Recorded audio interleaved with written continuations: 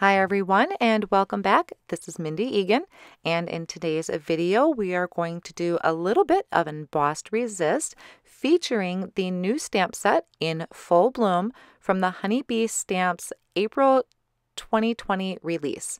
So this is a look at the stamp set. It is a large 6x8 stamp set, lots of great sentiments, and that beautiful floral image, which is what I'm going to work with today. So I'm lining this up on a piece of Neenah Solar White cardstock. This is 80 pound, and I'm going to be using my black Misty to be doing the stamping. Now the trick I wanted to show you, since this is a full stamp set here, is a lot of times you can get bubbles in that centerpiece. So once I had picked the image up with the door of my Misty, I'm going to go back and forth from each side, just lifting up one side at a time and releasing those air bubbles, and then just taking my finger and pushing down over that area. That will get rid of those air bubbles, so you're not going to have any extra ink stuck on there when you do your stamping. So since I'm doing some heat embossing, I'm going to prep the cardstock with an anti-static powder tool. That is just going to help reduce any static or fingerprints on my card, and the embossing powder will only stick to my ink. I'm going to ink that up with a Versamark, which is the sticky embossing ink. I'm going to stamp that onto the cardstock, sprinkle on some Gina K Designs white embossing powder, and then once my heat tool is nice and hot, I'm going to heat set that until it is melted. Once my heat embossing has cooled off for just a moment, I'm going to work on some ink blending. I'm working on the Waffle Flower Mini Media Mat, and this is really nice because it is a silicone mat, so it's going to hold my paper in place really well while I do some ink blending. I am doing this in all distress inks, and I'm using the mini cubes for this, along with the blending brushes from Honeybee Stamps. I'm starting off with worn lipstick, just working in that one corner. You can see I ink up the image or the brush with the mini ink cube, and I'm kind of brushing off on a scratch paper just to kind of get that harshness out first. I would rather go in soft and then add ink if I want to, versus coming in too harsh with the color. So I'm also going to be using dried marigold, mustard seed, cracked pistachio, salty ocean, and shaded lilac for my colors. And I just really like the distress inks because even though these are softer colors, they're still very vibrant for my background.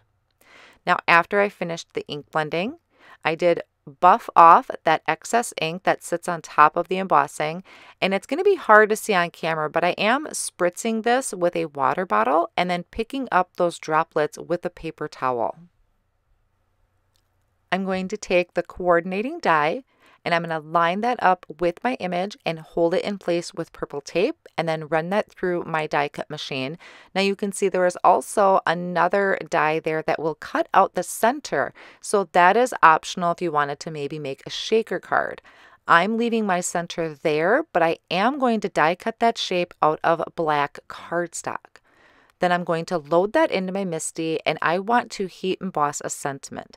So one thing I really like to do is I'm taking one of these tools from the Misty Corners set, and that's going to help me make sure that my sentiment is straight. So I'm just kind of pushing that ruler down so everything is straight against the ruler, and then I can pick my sentiment up with the door of the Misty, remove that ruler, and then I can repeat my steps for heat embossing, which is prepping that with that anti-static powder tool, inking that up with the Versamark ink, stamping that down lightly onto the black cardstock, and then I'll apply the white embossing powder and then heat set that again with my Wagner heat tool. Now I'm attaching my ink blended piece onto a piece of white cardstock. This piece is measuring 4 1/4 by 5 1/2. And then I'm going to trim off some of that excess. And actually, I decided to trim this panel down a little bit more. My final paper size for this is going to be 3 3/4 by 5 inches. Now, I did decide to take most of this off of the bottom. If I cut too much from the top, it seemed like it would cut too far down. Once I have that panel trimmed down, I do have my card base here. I'm using pink champagne cardstock from Tailored Expressions. That is 4 1/4 by 5 1/2. Another white panel that is 4 by 5 1/4, and then adding on my smaller panel. Then I went ahead and popped up my sentiment piece with some foam squares and added that to the center there. And I really like that pop of black with all the ink blended colors. Now to finish this off, I am just bringing in some of these sequins mix from Honeybee Stamps, and I'm just going to use some liquid glue and my tweezers to attach those. That is going to finish up my card. I will have all of the supplies listed down below in the video description and over on my blog as well. Thank you so much for joining me today, and I will see you next time.